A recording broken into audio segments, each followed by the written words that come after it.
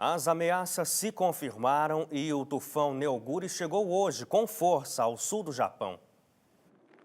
O tufão chegou ao sul do Japão com ventos de até 250 km por hora. A ilha de Okinawa, que fica na região, esteve praticamente parada hoje. O Neoguri atingiu com forças, mas graças ao trabalho de prevenção não houve grandes danos materiais. No entanto, uma pessoa morreu e 19 ficaram feridas. Cerca de 500 mil japoneses foram evacuados nas áreas próximas à costa da ilha e 22 mil ficaram sem energia elétrica. Dezenas de voos foram cancelados e escolas não abriram hoje.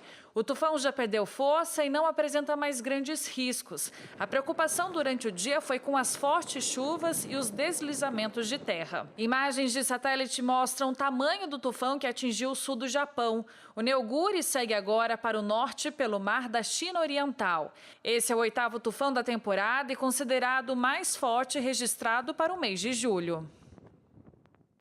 Israel atingiu mais de 50 alvos em novos ataques à faixa de Gaza. Uma pessoa morreu. O presidente palestino Mahmoud Abbas exigiu o fim imediato da operação aérea. Com o exército israelense, os novos ataques aconteceram em resposta a mais uma ofensiva palestina no sul do país. Ontem, 70 foguetes palestinos atingiram o território judeu. 15 pessoas ficaram feridas. Já o Hamas, que controla a faixa de Gaza, alegou que os ataques desta segunda-feira foram em represália à morte de 9 palestinos no domingo. Hamas was offered.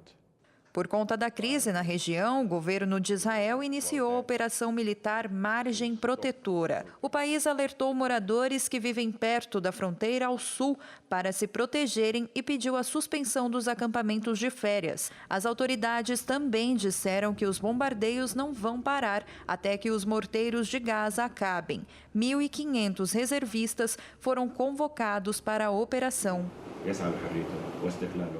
Depois dos ataques, o Hamas classificou a ofensiva às casas de excesso e ameaçou lançar foguetes às áreas mais distantes de Israel.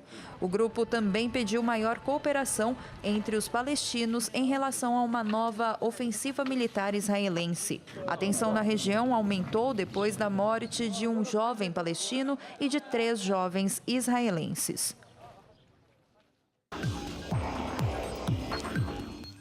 Uma em cada 4 famílias de refugiados da guerra na Síria é chefiada por uma mulher. A informação é do Alto Comissariado das Nações Unidas para Refugiados. A principal dificuldade das mulheres é a falta de recursos financeiros. Quase 3 milhões de sírios já foram registrados como refugiados, sendo que 80% desse total são mulheres e crianças. O candidato Abdullah Abdullah se proclamou vencedor da eleição presidencial afegã. Ele rejeitou os resultados preliminares que mostram uma grande vantagem para o rival, Ashraf Ghani. Abdullah diz que a eleição foi fraudada e pediu que a ONU investigue o caso. A confusão política provoca temores de confrontos étnicos no país. O julgamento do atleta paralímpico Oscar Pistorius foi adiado para o dia 7 de agosto. Na data, serão expostas as conclusões finais. Nos últimos dias, os advogados do sul-africano terminaram de apresentar a defesa. Pistorius é acusado de matar intencionalmente a namorada no ano passado. Ele alega que atirou porque a confundiu com um ladrão. Se condenado, o atleta pode pegar até prisão perpétua. Um galho de árvore caiu sobre os trilhos de uma montanha-russa no parque temático Six Flags, em Valência, região de Los Angeles. O vagão saiu do trilho e ficou suspenso no ar por cerca de 3 horas até que a equipe de resgate pudesse retirar os visitantes. O acidente deixou 4 pessoas feridas. O clima seco em boa parte do Brasil já provocou o aumento do número de queimadas. O Hospital Veterinário da Universidade Federal de Uberlândia, no Triângulo Mineiro, recebe uma quantidade grande de animais machucados. Tamanduás, tatus e até filhotes de jacaré. O que eles têm em comum? Não sobreviveram às queimadas. O número de animais feridos e acidentados na região movimenta o Hospital Veterinário da UFO. Este lobo-guará, atropelado na rodovia ao tentar fugir do fogo, quebrou uma das pernas. Está com fixador externo para recuperação. Este macaco bugio vive história parecida, mas não teve a mesma sorte do lobo. Por causa do desmatamento, Outro mamífero fugiu do seu ambiente natural para a cidade. Precisou amputar o braço por tocar na rede elétrica. Por ano, cerca de 1.000 animais são atendidos no Hospital Veterinário da UFO. 50% deles são vítimas da destruição do meio ambiente. Aqueles animais que sobreviveram à queimada naquela região não têm ali local de alimentação, de abrigo, local adequado para a sua sobrevivência. Com isso, eles acabam migrando, né? Além de se considerar a agressão direta para os animais, né? A própria queimadura, a agressão física nesses animais. Para alertar a população dos perigos provocados pelo fogo, os animais que não sobrevivem aos acidentes ou queimadas ficam como exemplo da falta de conscientização e se transformam em instrumentos de educação ambiental por meio da taxidermia. Antigamente, usava-se o termo empalhamento, hoje é a taxidermia, que nada mais é do que a retirada da pele do animal, onde se faz a montagem no esqueleto de ferro, faz o preenchimento e fica nas condições e características originais do animal. Considerada crime ambiental, a queimada irregular, ou seja, sem autorização dos órgãos competentes, tem punição. É crime, causando aí ao infrator a prisão em flagrante, além da multa administrativa e apreensão de todo o material que está sendo usado ali na queima. A gente tem que tentar amenizar as consequências sobre a fauna, ou sobre o meio ambiente de uma maneira geral, já que o próprio ser humano depende também desse ambiente intacto para a própria sobrevivência.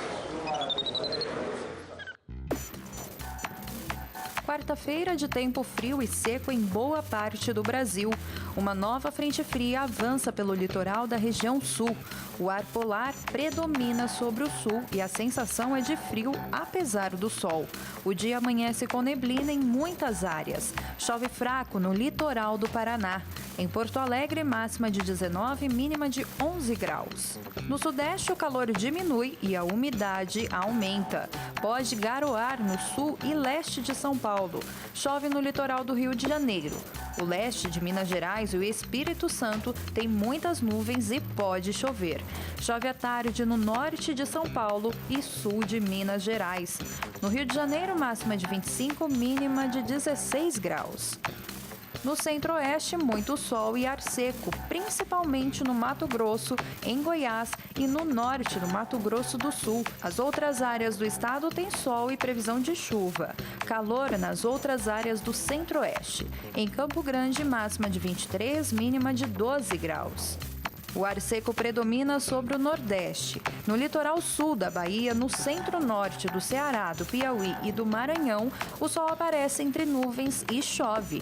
Sol e chuva também no litoral entre o Rio Grande do Norte e a Bahia. Em Salvador, máxima de 29, mínima de 22 graus. O ar polar se afasta e o sol fica forte. Não chove em quase todos os estados da região norte. Apenas em Rondônia, no Amapá e no norte do Pará, o dia tem períodos de chuva. Em Belém, máxima de 33, mínima de 23 graus.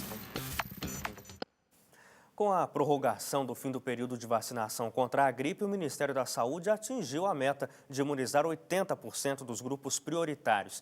Após liberar a aplicação para profissionais envolvidos com a Copa, as doses que sobraram estão liberadas para a população. Este ano, a campanha de vacinação contra a gripe começou em 22 de abril. E ainda que houvessem filas em alguns locais, para atingir a meta mínima de vacinar 80% dos 49 milhões e 600 mil integrantes dos grupos prioritários, houve necessidade de prorrogação do prazo. E alguns fatores contribuíram para esse clima de tranquilidade da população. O frio chegou mais tarde e sem muita intensidade. Os grupos de risco estão se vacinando com frequência anual e, com isso, a resistência ao vírus torna-se maior. Além disso, a conscientização individual também influencia. Aparecendo algum sintoma de gripal, já procura um médico, já recebe a medicação. Em função do inverno mais rigoroso, o Rio Grande do Sul tem sido o estado mais afetado desde o surgimento da gripe A. E este ano, os números apontam redução de cerca de 90% das notificações. Segundo o Ministério da Saúde, ano passado, nesta época, 339 pessoas já haviam morrido de gripe A em todo o Brasil. Já os dados da Secretaria Estadual da Saúde do Rio Grande do Sul contabilizavam 305 casos de gripe influenza e 32 óbitos. Este ano, até agora, são 16 casos e nenhum óbito. Nesta campanha de 2014, o Ministério da Saúde adquiriu 53 milhões e 500 mil doses de vacinas para todo o país, que foram distribuídas em 65 mil postos de saúde.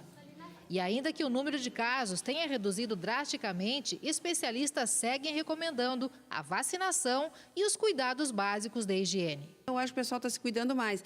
E a gente sempre continua orientando, né, que é para continuar com ao tossir, né, levar o lenço na boca, usar a etiqueta respiratória, né, tomar bastante líquido, não evitar ambientes aglomerados, né, pessoas gripadas, doentes, procurar o médico, não ficar em casa tomando chazinho.